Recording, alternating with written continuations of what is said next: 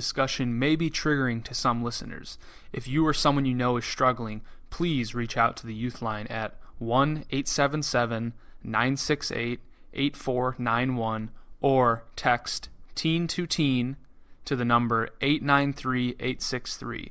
Once again, the Youth Line at 1-877-968-8491 or text teen to the number 893-863. Welcome to Talk to Be Well with Providence St. Joseph Health. I'm your host, Dr. Robin Henderson, bringing you a real conversation on youth mental health topics with the people who know best, teens. Joining me today is our panel from the Be Well Student Advisory Council, Leah and Matthew. We are also happy to welcome Emma, a student volunteer from Youth Line. Today, we're talking about healthy relationships. Now remember, everyone, if you have additional questions about this subject or mental health overall, we can be found at Wellbeing Trust on Twitter and Facebook. Speaking of social, be sure to follow the Be Well Student Advisory Council on Instagram at Work to Be Well. That's at Work, the number 2, Be Well. Or follow our podcast at hashtag Talk to Be Well. That's hashtag Talk, the number 2, Be Well. I'm a psychologist and the Chief Executive of Behavioral Health for Providence St. Joseph Health in Oregon. I'm also the clinical liaison for the Wellbeing Trust, an organization working to improve the mental, social, and spiritual health of the nation. Before we start, I want you to know that the information provided during this podcast is for educational purposes only. You should always consult your healthcare provider if you have questions regarding a medical condition or treatment of any kind. Okay, let's get started by welcoming our panelists to the show. Can you each share a little bit about yourself and your roles with Be Well and Youth Line? Matt, let's start with you. All right. Hi, I'm Matt. I'm a junior. I'm also the president of the Oregon Association of Student Councils. Through OESC, I got involved with the Student Advisory Council for Be Well, and I met Dr. Robin Henderson.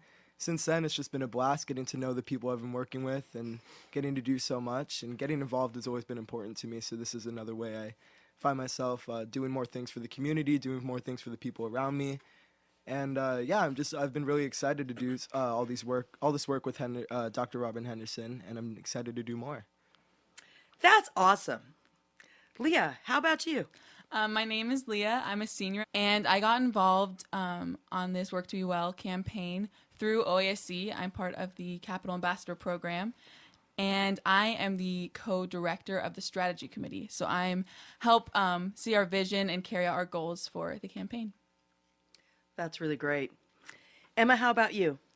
My name's Emma. I'm 17. I am a senior, and I'm a Youth Line volunteer. I got involved with Youth Line through Planned Parenthood Teen Council, and I've been volunteering with Youth Line for about 5 months. So I'm one of the people that answers the calls and chats and texts that come in, and then I also do outreach at schools around Oregon. Well, it sounds like we've got a great panel of experts today, and we're going to talk about relationships. And relationships kind of span a continuum. It can be anything from friendships to romantic relationships. We're not really defining that today because all relationships have an impact. And where I think we want to start is the way we relate to others really begins with how we relate to ourselves. What are some of the ways that you build your positive self-worth? Well, I think for me personally, I try to make sure that I'm a person, or like just for myself, that I can be comfortable in any situation or any environment that I'm in. And so that starts with me just making the effort to be personable with everyone, make sure that no matter who I'm with, I can always start a conversation, whether it be small talk or talking about, I don't know, like big international foreign conflicts, whatever it may be. Like, I'm always just trying to spark conversation, make sure that not only that I'm comfortable in my environment, but that the people around me are comfortable with me. So that starts with just breaking out of my comfort zone and making conversation with anyone and everyone around me. Emma, how about you? I think it's really important to just have like a good relationship with yourself and make sure that you're taking care of yourself, even in like smaller ways. And so, like not forcing yourself to do things that you don't want to do, and like doing things that you enjoy and like letting yourself have that. But, like it's a balance between making sure that you're pushing yourself, but also not like pushing yourself to do things that make you unhappy. For me personally, I think it's how I talk to myself. I think in the past I've had habits of being really negative, or when I make a mistake, being really hard on myself. So I think the number one way I build my positive self-worth is to have more of a growth mindset and take setbacks as challenges and be more forgiving and loving towards myself. Well, that's the basis of where we start a healthy relationship. Loving ourselves helps us to love other people. Who wants to describe a healthy relationship and tell us about somebody in your life that models what a really good, healthy relationship looks like?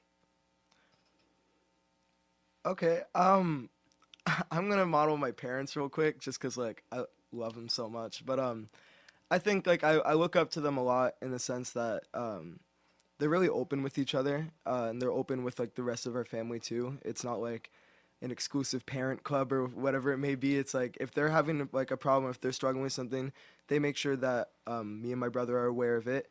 And then if we have a problem or something, even if we may not want to, talk really in depth about it, that we can at least let them know that something's going on and that we need like maybe an additional support in that time. And I think that's what a good relationship is like, making sure that you're aware of each other, like where you're at, whether it be you're doing really well or if you need extra support, like whatever time it is.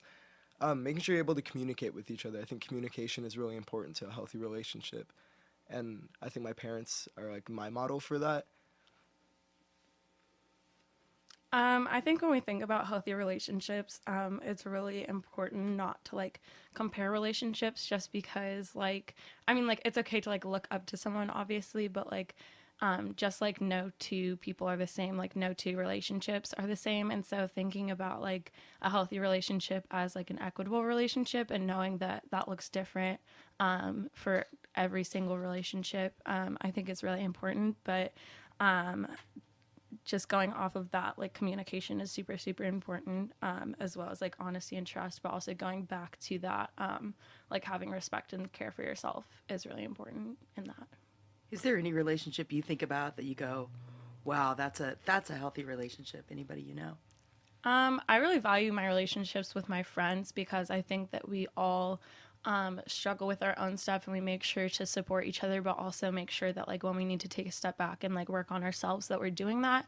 And also just making sure that like we're being honest and upfront with each other and like just like realizing that that's how we like function best, is if we're just telling each other like straight up when something is coming up versus like trying to hide it or like work it out on our own, and like knowing that we can lean on each other but also like putting ourselves first. Leah, how about you? I think what everyone else has said I definitely agree with. I think another important part about healthy relationships is boundaries. I think it's important to, like Matt said, communicate like when you need extra support and when you don't. I have a friend and she's in college right now, and so we FaceTime often. And we'll be going through different things, and so sometimes she'll ask me like, hey, I have like a lot that I want to tell you. Are you in a headspace that I can talk to you about this? And so I think it's really important to do check-ins like that and to have boundaries, because obviously like when you're close to someone and you have a love for them, sometimes you want to go all in, and that's wonderful, but it's important to know where they're at so you can meet them there. So this has been really instructive and helping to learn about what our relationship heroes are. I know for me, I think about people, sometimes I think a little bit in the media, and I look at relationships like Will and Jada Pinkett Smith. They look like and curate on Instagram that they have this perfect, wonderful, great relationship. When we come back, maybe we should talk about how do some of those images that we have of perfect relationships on social media impact how we think about our own relationships. After a quick break, you're with Talk to Be Well.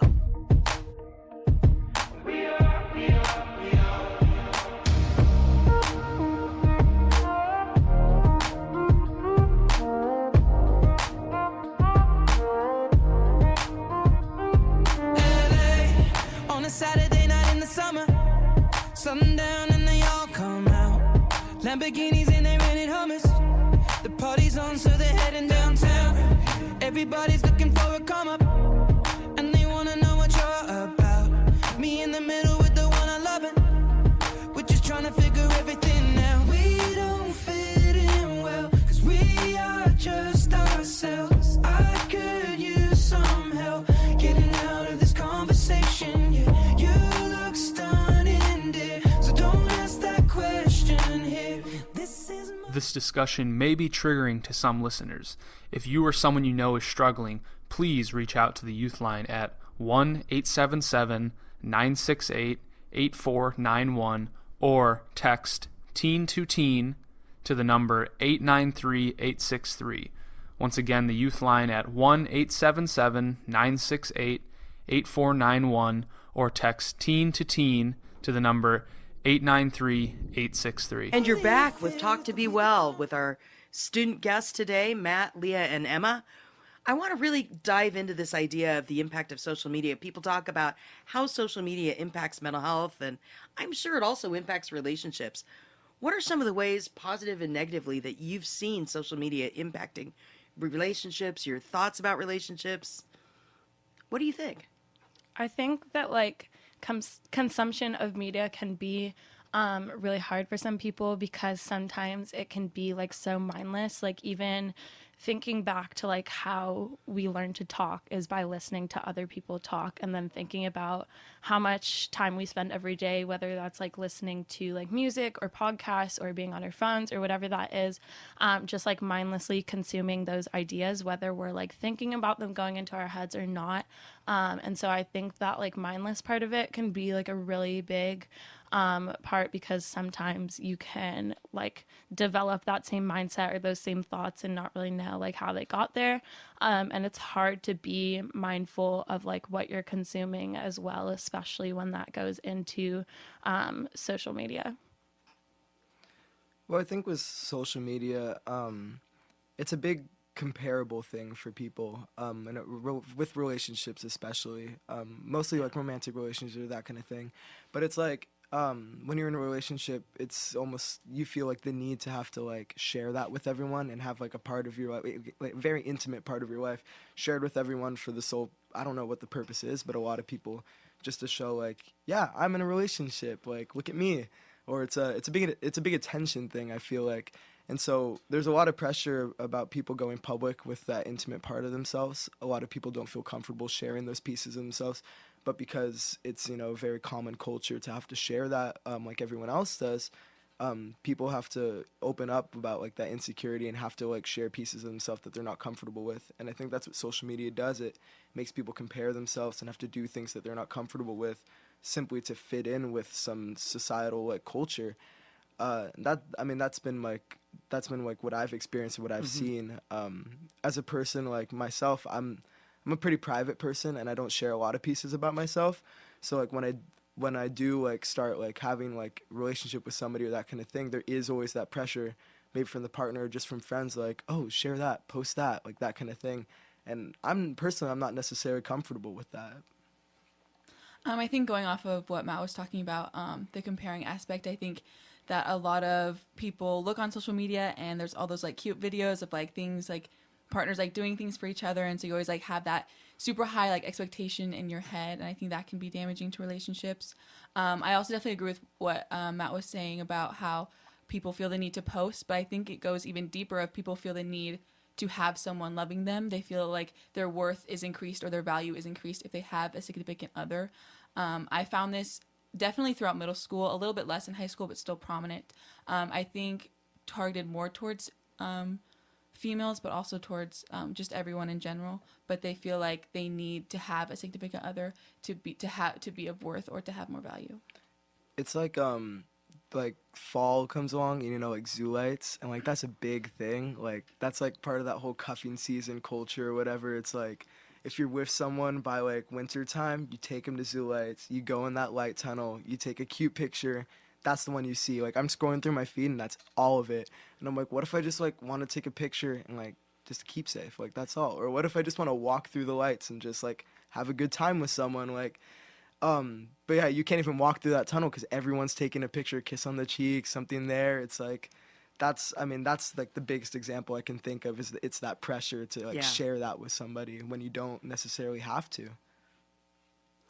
That's really interesting, because when you talk about that idea of cuffing up, we look at the events during a school year, be it homecoming, prom, winter formal, whatever it is.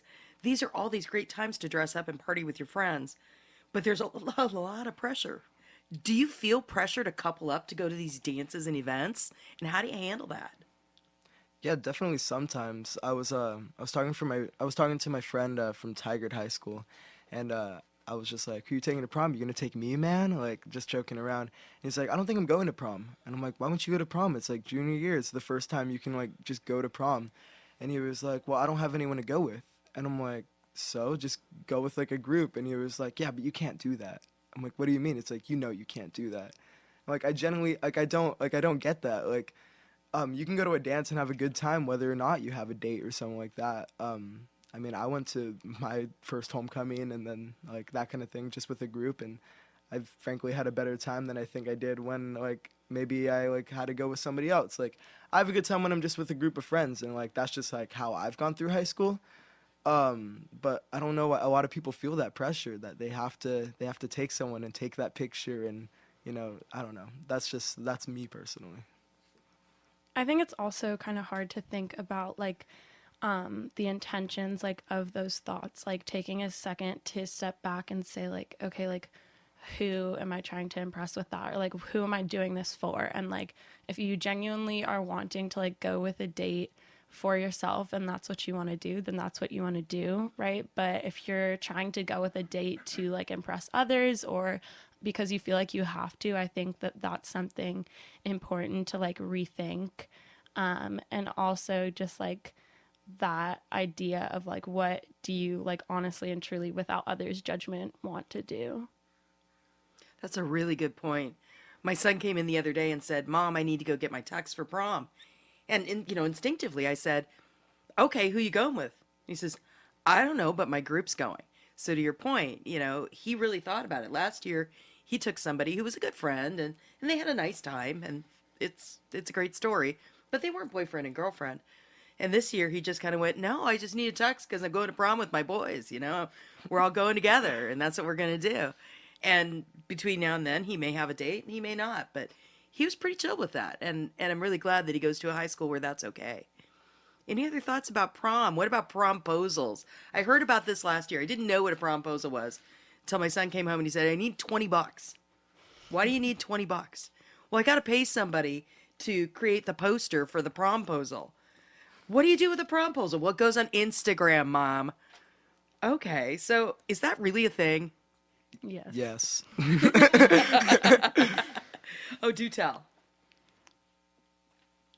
I think that there is like a lot of added pressure in that, like while it sometimes can be like a really thoughtful thing that has like genuine intentions, I think that that can also put pressure on the other person to say yes. And I think that like within all of this, like feeling the need to be in a relationship and stuff like that, like within that conversation, there's also like this thing that like everybody has with like rejection and thinking that that's like a really terrible like heartless thing when it can just be like really genuine and like those are boundaries, right? Like going back to like the simplest idea of boundaries. And like I think adding on to like the promposal, like while it can be really well intended, it also puts so much added pressure like when people are filming it and like when they took the time to set this up.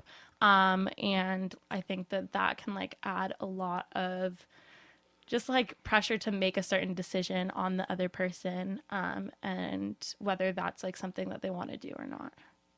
Wow.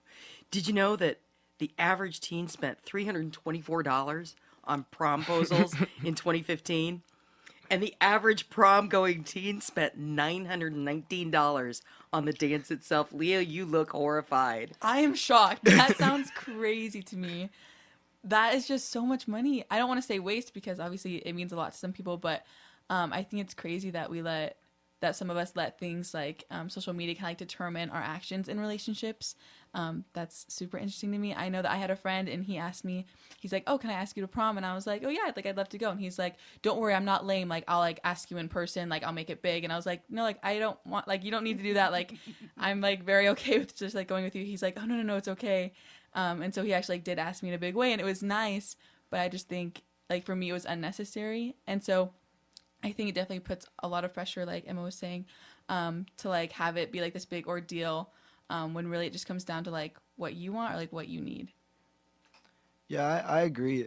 $324 For a promposal.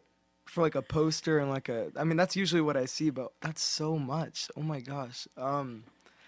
Yeah, I think going back to what was said before, just about like the added pressure, like that's just, I mean, to put that onto a person, like if they say no and they're like, but I spent $324 on this, like it's like a lose-lose situation, because if it's someone you don't want to go with and you say yes, then you'll go and you probably won't have a great time. But then if you say no, then like everyone's like all on you, like how dare you, like they really put in all that effort, they put in that work, and I think that's just so unfair for some people. I like the idea of just like a simple like, hey, do you want to go, or like that kind of thing. Like Leah said, it's like that's how it should be. But and then some people are very so different about it too, because like some people do want the big like voluptuous like poster and like all this thing, like they want like the big deal and all of that, and it's like nobody really knows like how some people feel about it, so like it's like 50-50 sometimes, like do they want the big poster or do they not, and then that just determines everything else. I think going back to that like idea though of like not knowing what someone wants, I think that goes back to like the really easy like idea of like consent, right? And so even just like when Leah was talking about how her friend had asked her beforehand, I think that like can seem so simple to people, but that's a really big piece, is just verbal consent. And like when we're pushing people to do these things, even when they're not like sexual acts in any way, then it like creates this pressure of not being able to say no, right? Which can go into so many other things. And then there's these ideas of like, why is it so hard to say no? Like, why can't you just set up your boundaries? But like, if you think about it, there's so much pressure. And so like, consent isn't consent if somebody doesn't have the option to say no, right? Because you're only giving them one option. And so like it all ties back into these like underlying things. You know, it's a really great point about boundaries. Boundaries are one of the hardest parts about relationships. How do I give up, how do I protect me and still be in relationship with you? And how do I know how close can I stand to you? Where is your boundary? Where is your bubble? And I think prom and homecoming and all these things push those boundaries for people. Can girls ask boys to prom? How does this work these days? Anybody ask anybody? Is that okay? Yeah, I mean, I would like it. Yes. It's like I'm like I said before, like I'm very like kind of like private, like I keep myself to myself sometimes, even though I'm a very outgoing person.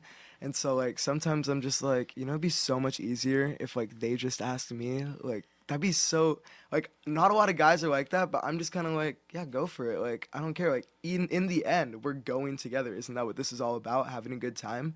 So I don't know why it has to be like, well, I know why this is pressure. It's like societally. I mean, it's like it's a very new thing. Girls asking guys, and I see a lot more. And it's like a little bit more common now, but it's still very like at my school. It's not very heard of. Like I haven't seen a girl ask a guy in a long time. But yeah, yes, please. So Matt's putting it out there. So for the record, he's putting it out there. I'm in full support of it as well. I think it is a lot less heard of, or girls just kind of expect guys to do it, but I think that just like puts a lot of pressure on them. But I like to go to prom usually just like with my friends, like a group, so I've never done it, but if I had an interest, I would definitely go for it, and I encourage anyone who wants to just ask who they want. So as we sit here and think about these ideas of prom and homecoming and all these other types of dances and zoo lights, I love the example of cuffing. Some of our listeners may not be familiar with what cuffing is. Could you describe that a little bit? Look, I like, it's one of those things where it's like, the term, but not necessarily. Thanks, Leah. I don't know where it comes from. It's like maybe like handcuffing or something, like you're cuffed together. I don't know. Like maybe that's it, but like it's just the idea, like there's a specific time where it's like a boom of relationships. It's all of a sudden everybody's in a relationship but you, and so then you have to go out there and find somebody because everybody else does, and then it like now you have zoo lights and you see all those posts of everybody together in the light tunnel, and that's just my example, but it's like that fall time. Like it starts with homecoming, I think, and then right after homecoming, then it just goes to the end. And I would just like to add on to what Matt was talking about, cuffing season. I think it is perpetuated by what we see on social media. I think that's just kind of where it all started. Of you see, yes, these couples like going to like for example, yeah, like zoo lights or like, oh, the pumpkin patch, like people like going to pumpkin patches and things like that. And like everyone's, yeah, like going on dates or getting into relationships, and it definitely makes you feel like more lonely if you aren't in one. I mean, fall is just such like a. I mean, it's such a festive time. Like, it's so easy to go on those little like cute cliche dates. Like, it's really easy. Pumpkin patch. Like, are you kidding? Like, that's yeah. And then like yeah, zoo lights. Like, it's a really festive time, and so it's really easy to do those cliche things, which is why like a lot of people do it. It's just so accessible. And then they find themselves in this place afterwards where it's like, okay, now you got to get creative. Like, what's going on besides like Valentine's Day in February? Like, not really anything. I feel like a lot of people find those problems, and then all of a sudden everybody's single again, and then the cycle just restarts. And then yeah, So the Tulip Festival's not a thing. was it a thing for? I wouldn't say so. No. The Tulip Festival was not a thing. Okay, this is super good to know. Was that a thing? I think it is, but it's like not. It's just not as like people don't think of that as like cupping season. Like yes, like couples like post pictures there, but it's not. That's not what it is. If you can't post the picture on Instagram, it's not a thing. That's very true. Well, this is really good to know because after the break, I want to go down the road of what happens when you need to get out of a relationship and how do you know? And let's talk and share about how we move ourselves through relationships, positively, negatively, and otherwise.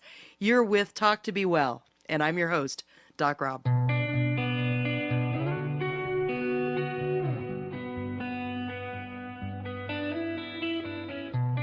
In your eyes, there's a heavy blue. One to love and one to lose. Sweet divine, a heavy truth. One to love, don't make me choose. I wanna feel the way that we did that summer night. I wanna feel the way that we did that summer night. I've been running through the jungle, I've been running with the wolves to get to you, to get to you. I've been down the darkest alley, saw the dark side of the moon to get to you, to get to you. I look for love and every stranger took too much easy anger, all for you, yeah, all for you. I've been running through the jungle, I've been crying with the wolves to get to you, to get to you.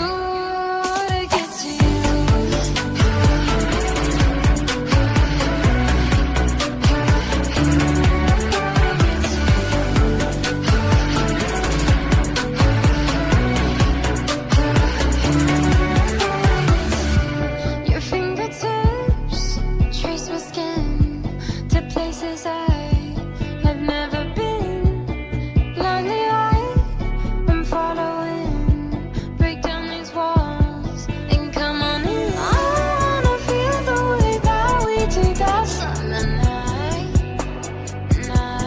I wanna feel the way. This discussion may be triggering to some listeners.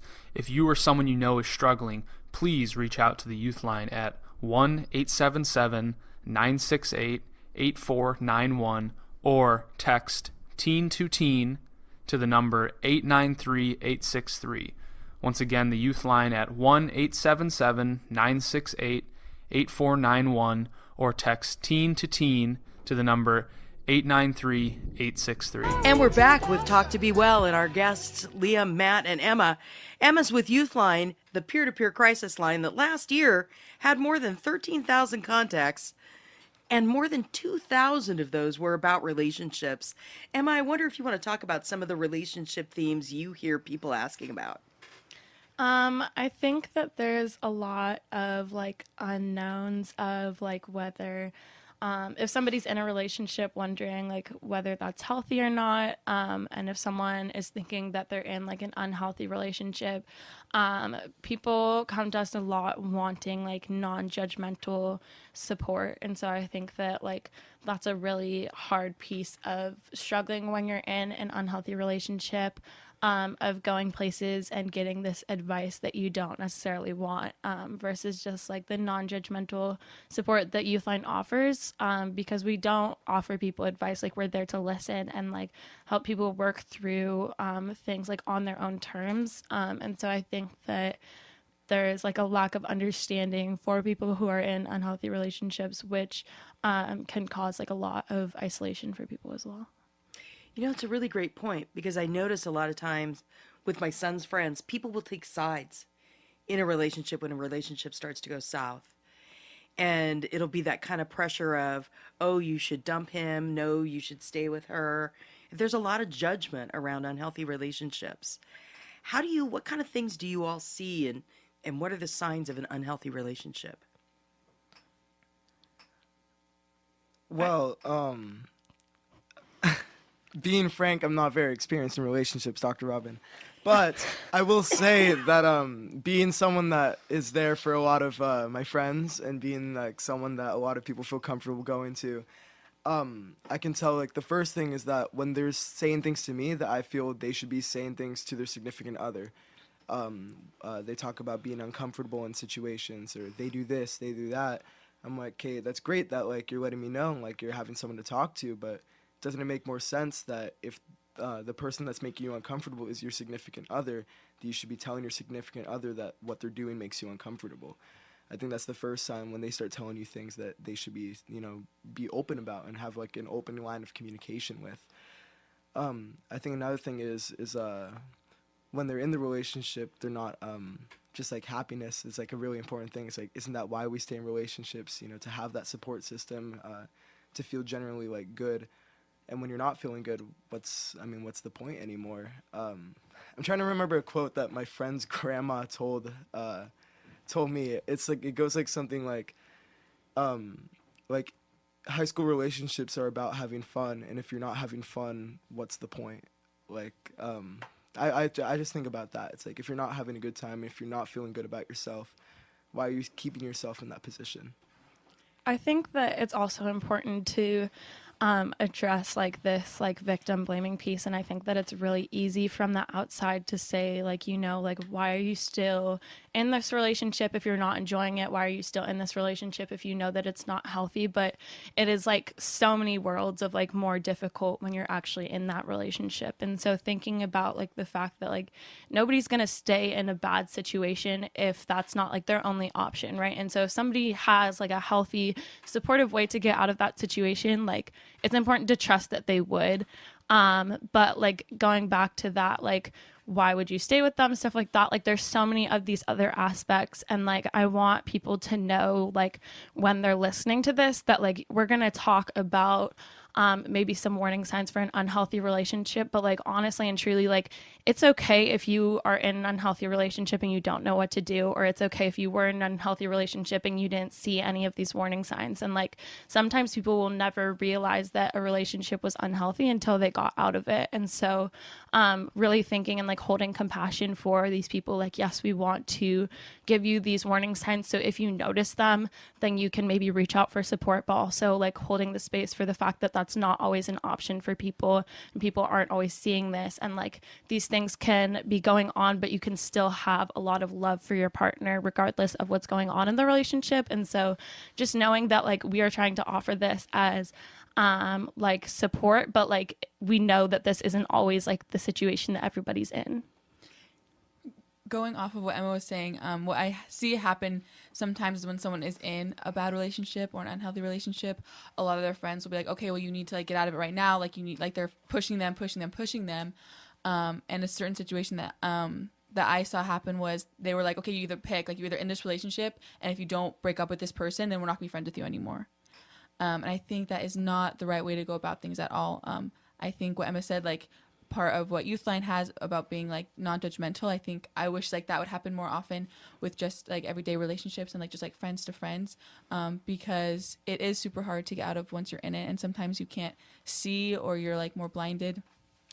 So just it's really important to be there for someone through it and not make them choose, or not give them like an ultimatum, or like try to force them out, because it is a super difficult situation. So I think the best thing to do is offer your support and love, and if it crosses a certain point, to tell an adult.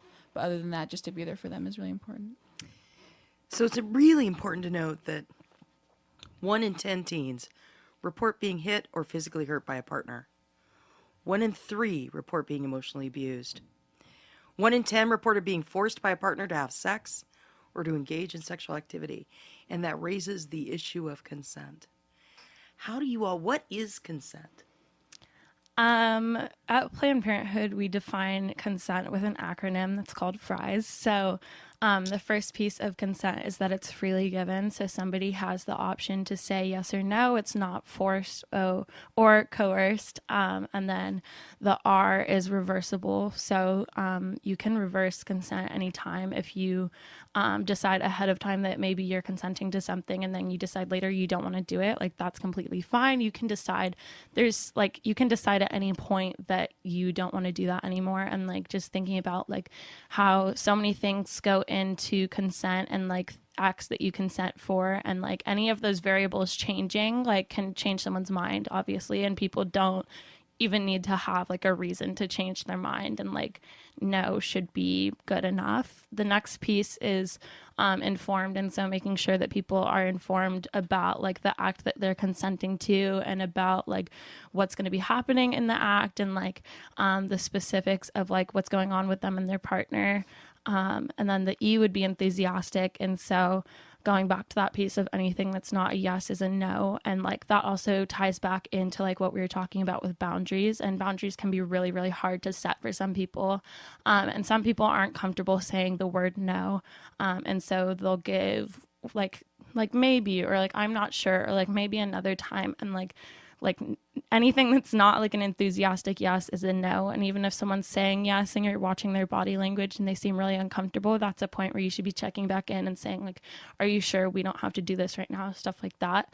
And then the last piece is specific. And so being specific about what you're consenting to, and like where, and like all of these options that like go in, all of the variables that go into like that act, and making sure that everybody's on the same page, because again, everybody has like different definitions of things. And so making sure that like specifically everyone's on the same page, but also adding on to that, making sure that it's ongoing and it's not just this one yes or no question, but it's being continued throughout the act, or whether that's like in a relationship, making sure that you're getting consent every time, because it's not just one like question, like it should be an ongoing thing. And there's like the verbal piece of it, but also watching people's body language can be really important. That's really, really great. And I love the fact that there's a very easy acronym for that.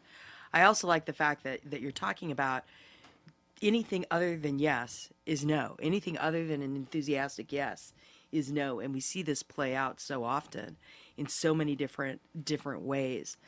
And this is not just about those types of romantic relationships. It's also about other types of abuse. I mean, what about financial abuse in relationships? I see friends taking advantage of friends because one friend has money and the other doesn't. So they're always the one who's spending the money, and that's how you get that. Do you all see things like that, other types of abusive relationships? I mean, yeah, definitely. I mean, there's always going to be a point where someone's going to take advantage, and not in like maybe an intimate sense, but like if someone has been maybe paying for your food for so long, and then you find out, you just get used to that, and then one time you're like, oh, I didn't bring my wallet. They're like, oh, I just expected you to, like, that kind of thing. That, I mean, that's taking advantage. And that goes back to the piece we were talking about earlier. Like, sometimes you don't recognize when you're in those relationships what's so wrong about it. You don't recognize like the problems that are happening, but it might be very visible for someone outside. And then it just makes it so much harder to get out of that. I think, like Lee and Emma were saying.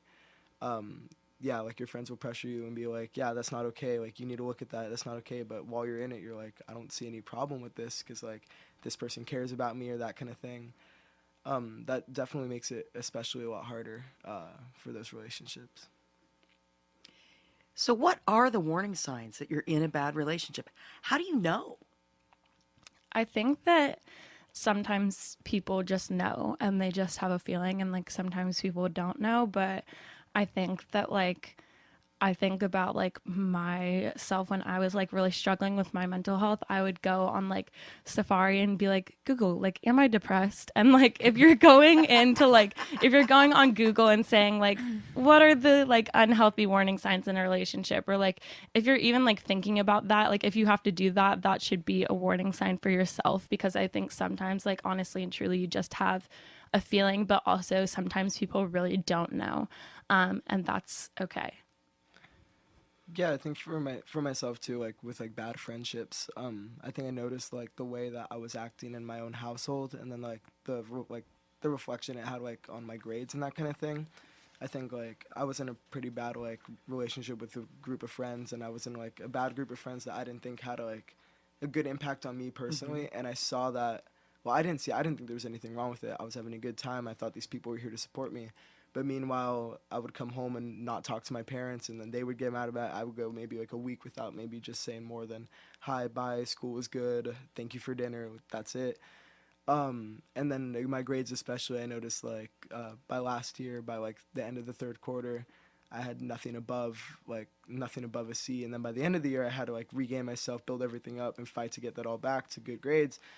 But yeah, I think just being in those, you don't really know what's happening. But I think I look at like the effect it takes on different aspects of my life when like I'm not talking to the two most supportive people in my life, and then when I'm not reflecting as good as I should be academically. I think those are also two good signs for like, okay, something's wrong here. Maybe it's not the relationship, but how you're feeling, and like the toll it's taking on you personally. Some unhealthy signs that I've either experienced or seen are one, if they're pressuring you to do something or be someone that you don't want. I think that's like a red flag. I think also if they make you feel guilty a lot for things that you shouldn't be feeling guilty about, like spending time with other people. I think isolation is a big part of it too. Some people have this idea in their head that like, oh, if you're best friends, then you're best friends and you shouldn't be hanging out with other people, and they get kind of possessive. And I think if someone sees you in that light or you're possessive towards someone else, I don't think that's healthy. I think you need to be able to be comfortable and be able to set those boundaries and have that important aspect of consent. And if you don't, then it's unhealthy. You brought up at first like doing things you don't want, and I think that's especially like harder in high school because a lot of the times people are very vulnerable in the sense that they're just trying to figure out who they are. High school is a lot about finding out who you are personally, finding out the do's and don'ts, what are you like, what are the things you like to do. So especially when you're really confused about those things, you're pretty vulnerable and susceptible to those types of actions. So you find yourself things like, this is what I want. Like when you think you're having a good time and you think you have that support, but you don't, it's like, yeah, this is what I want. This is who I am. This is who I was like meant to be.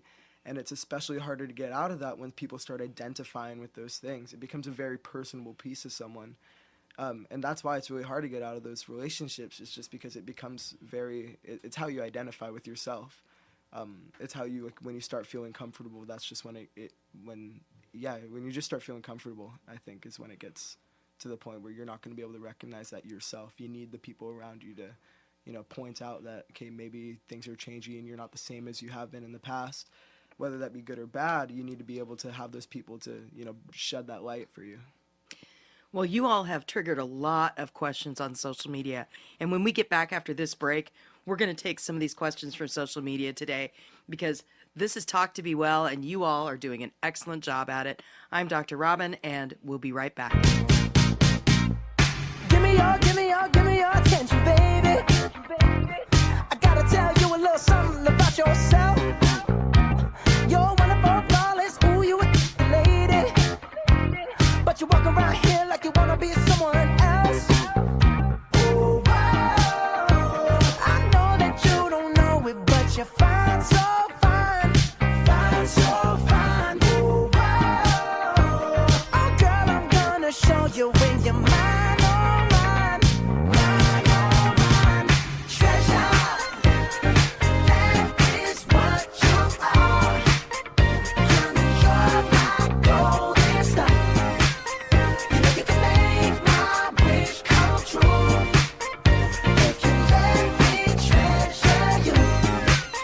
If you let me treasure you. Oh, oh. Pretty girl, you should be smiling. A girl like you should never look so blue. You're everything I see in my dreams. I wouldn't say that to you if it wasn't true. Ooh, whoa. I know that you don't know it, but you're fine, so fine. Fine, so fine. Ooh, whoa. Oh, girl, I'm gonna show you when you're mine, oh, mine. Mine, oh, mine. This discussion may be triggering to some listeners. If you or someone you know is struggling, please reach out to the Youth Line at 1-877-968-8491 or text teen to teen to the number 893-863. Once again, the Youth Line at 1-877-968-8491 or text teen to the number 893-863. And we're back with Talk to Be Well. And after that last segment, it really left me wondering, okay, we've talked a lot about bad relationships. What's your advice for how you get out of a bad relationship? I think that it is really, really hard. And that's like the first thing that I want to say is it is so hard. And it's okay if you don't know how, and it's okay if you don't feel like you're ready to. The piece that I would add is that sometimes there's like this idea of like, okay, it's going to get better. We'll work through this. It's going to get better. But like a lot of times, if you're seeing these same patterns, it won't. And so I think that like it takes so much time to heal from that and so much time to like reframe your life so it's not around that person. And just knowing that like that is never like, the sooner that you end that relationship, the sooner you can start healing, right? And so there's no time that you can end that relationship where you're not going to have to heal from it. And so the sooner that you're not in that place, the sooner that you can start healing, and just knowing that like, even though you still have like love and care and compassion for that person, it's okay to separate yourself from them, and it's okay to hold that love and care and compassion for yourself and put yourself first. And it's almost impossible to heal in the same place that you got sick in. And so just thinking about that, and like it's really hard to heal when you're still trying to hold that compassion for that person, or while you're still always around that person, and knowing that like you need to work on yourself first, and you need to put yourself first, which can be like such like really hard step, especially if you're dealing with this like manipulation or emotional abuse or whatever that looks like. But just like being able to hold compassion for yourself and knowing that it's really, really hard. And it's hard to like tell yourself that someone that you care about is hurting you. And that's like a really, really hard thing to realize. And so like another like big piece is just like holding compassion for yourself. Also just any relationships in general, like Emma said, are very hard. But make sure that you're ending it in whatever way you feel comfortable. Maybe like some relationships, you out of respect, like for like the relationship, like talk to them in person, like owing them that like face-to-face communication, like this is done, this is like over, that kind of thing. But sometimes that's not possible. There's a lot of factors that might make someone feel unsafe. Maybe your partner is not in the right headspace, or you know, has the control over their temper to make you feel comfortable to end that kind of relationship face to face with someone. So do it in your own means, whatever makes you feel comfortable doing it, whether it be in public or private, maybe just having to do it over the phone, something like that. Whatever makes you the most comfortable, because it is a hard thing for a lot of people, and not everybody's capable of handling it respectfully. I agree with Matt and Emma. I think it is a very difficult and real thing to do, but it is very serious, and it's something that is crucial. I think it definitely depends on the situation and how you feel and how you want to go about it. I think one super helpful thing is having support from other people if possible. I think talking about it to either a trusted adult or a friend, and kind of maybe brainstorming with them like, hey, I need help, like this is scary for me, so they know what you're going through, because I think going through it alone is like one of the hardest things ever. I think getting support from other people and having them kind of back you up in this, because I think it's super easy to want to believe them or love them, or kind of fall back into what Emma was saying of, maybe it'll get better, maybe I shouldn't do this, and kind of like having second thoughts. So I think sticking to your decision and getting support from that really helps. Can I ask a question real quick? Absolutely. Like I said, like doing whatever, like ending a relationship, like however you feel comfortable, that's really important. But there's also like a stigma piece around how you end it, and I think a lot of people say it's like you're a terrible person for texting someone like to break up with them, sending like a long paragraph or something like that. Is that in some cases a reasonable means of breaking up with someone? Although it's like it's very like it's very, some people would say childish, very like middle school like, but in some cases is that acceptable to be able to end a relationship through a text message? Absolutely. I think that if somebody is hurting you, you don't owe them anything. You don't owe them that apology. You don't owe them like a reasoning. And sometimes it's hard. So going back to that piece of like, this is somebody who is abusive, whether that's physically or emotionally.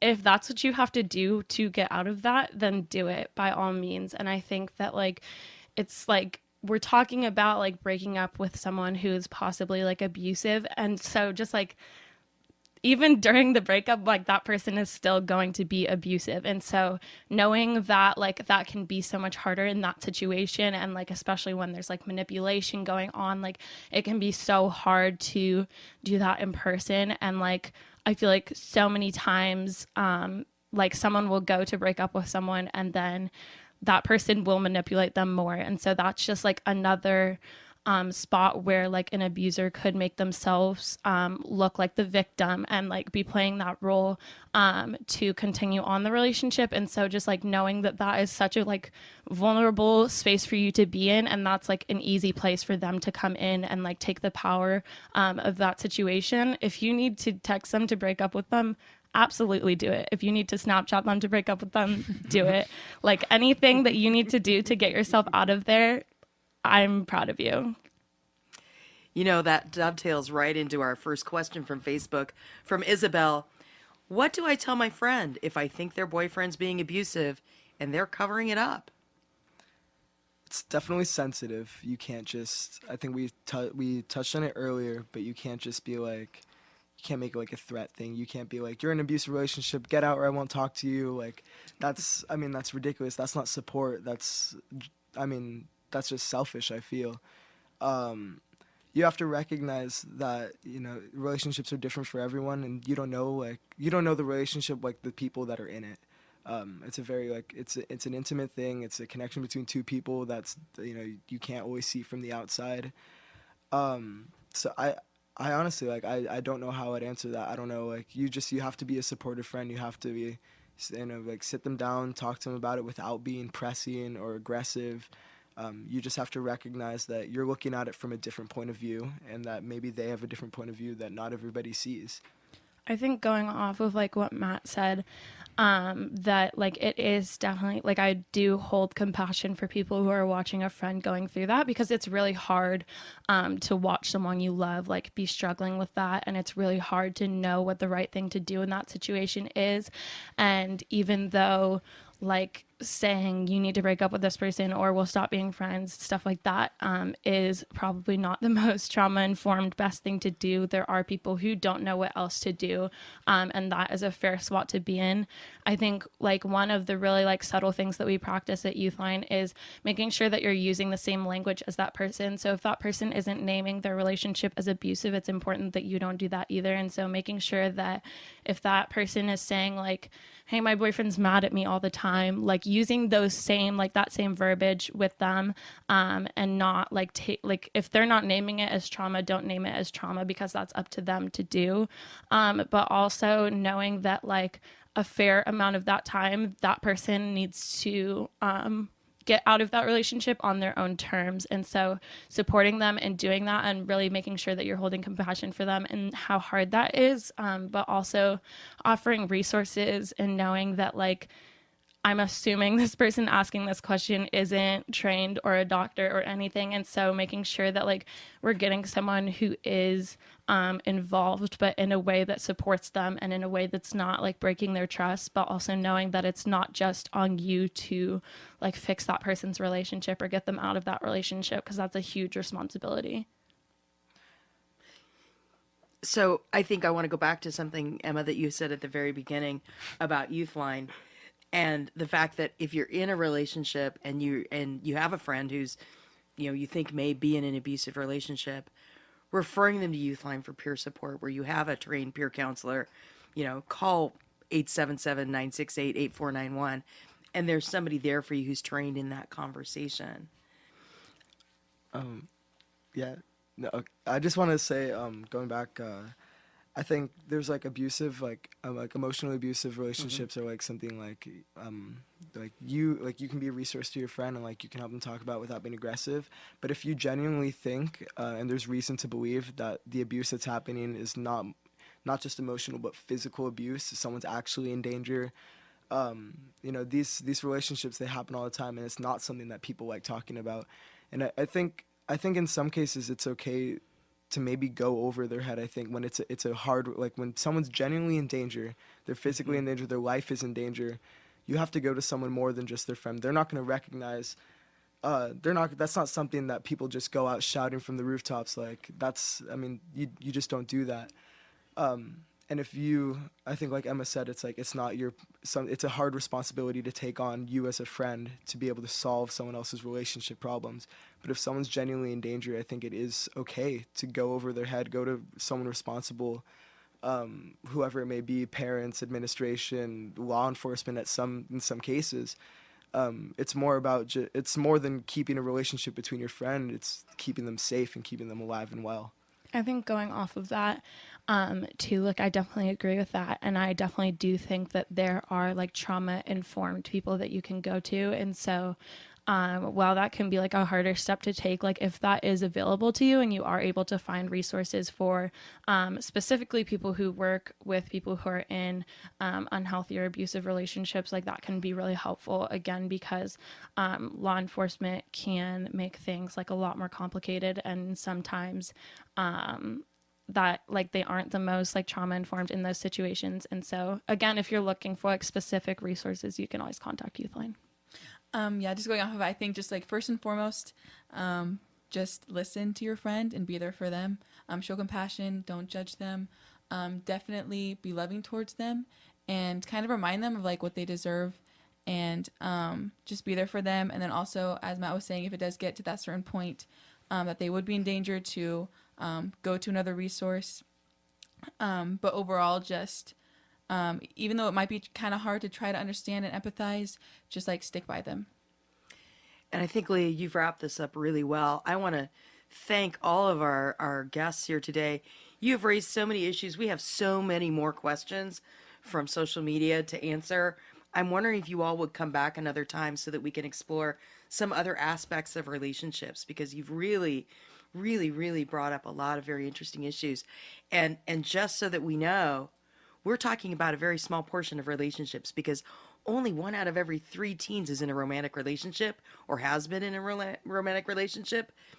2/3 of teenagers have never been in a romantic relationship. So we haven't even touched the surface of that. Would you all agree to come back and talk another time with Talk to Be Well? Yeah, absolutely. Yes.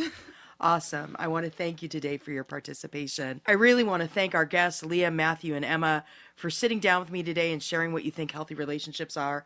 This has been such an exciting, awesome, and very informative conversation. You have shared wisdom beyond your years today with our listeners, and I think we really want to come back and touch on some of the aspects of relationships. And my apologies to those of you on social whose questions we didn't get to. You're going to have to come back to #TalkToBeWell to hear the answers. I want to thank everyone for listening and sending in your questions. And as we wrap up today, I encourage everyone to think about what you bring to your relationships and how you bring your best self. I hope that you know the value you bring, and after listening today, I want you to feel that you can speak your mind in your relationships, and that there are people out there who are willing to listen to you. If anything we shared today may be hard for you, please reach out. Help is available at Youthline for peer support.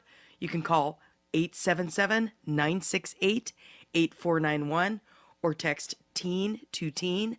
That's TEEN, the number 2, TEEN, to 839-863, and someone will reach back to you. You can also call the National Suicide Prevention Hotline, which is available 24 hours a day, 7 days a week at 1-800-273-8255. That's 1-800-273-TALK. We look forward to future conversations on more mental health and relationship topics with our youth panelists. Make sure to follow our podcast at #TalkToBeWell. That's #Talk, the number 2, Be Well. You can also follow the Be Well Student Advisory Council on Instagram at Work to Be Well. That's Work, the number 2, Be Well. And you can follow Wellbeing Trust on social media. This discussion may be triggering to some listeners.